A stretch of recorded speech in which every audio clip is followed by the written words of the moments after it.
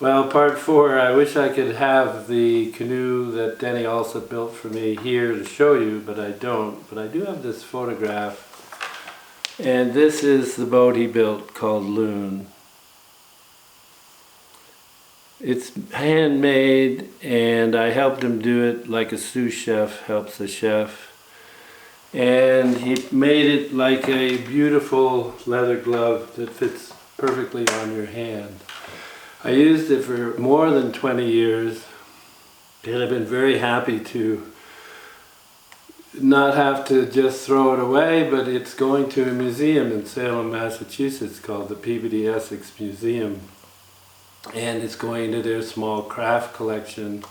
And I'm very pleased because it gives an extra added life to Loon way beyond the time that I'll be around. And the curator is interested in having the canoe because he can interview the maker and the user, which many of the older boats that they have in the collection, you only know maybe the name of the maker or even not the name of the maker. So it's been very useful, could be useful for future people who go to a museum to look at something so vibrant today, but as part of a museum. And where did it begin? Well, this is a picture of the canoe in the Arctic on my first trip, when we put it up like this, and it looks like some great totem. If you're careful in looking, you can see the small feet of my friend Beekman Poole holding it up from behind so that we could get that shot. And no, you can't see Beekman's feet in the picture, but that's what he was doing. And they had come to spend 3 days, the film crew, with me after I'd been out 21 days. They came for 3 days to get context shots, because if I just used little cameras, they would not convey to you something of the space in the Arctic. And then they left me for 50 some more days. And I was practically inarticulate when they met me at the end of the summer. But that became the film, Into the Great Solitude.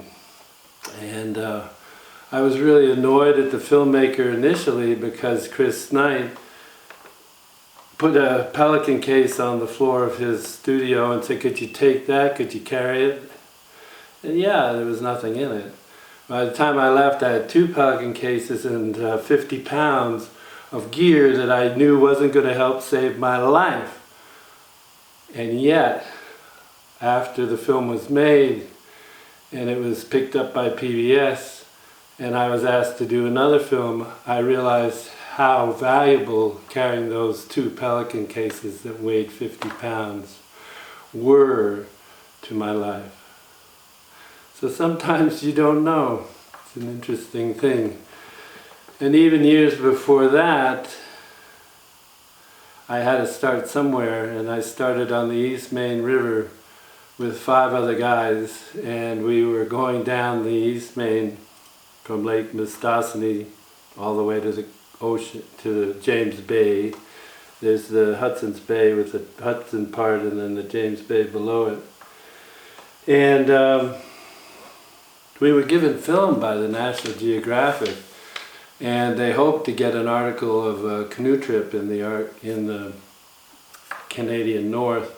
And when you look at the picture I'm about to show you, you'll see why the National Geographic did not run an article on our canoe trip. Because of the way that we looked at that time in 1970, we looked a little bit like long-haired hippies, and they were not into promoting that kind of detail.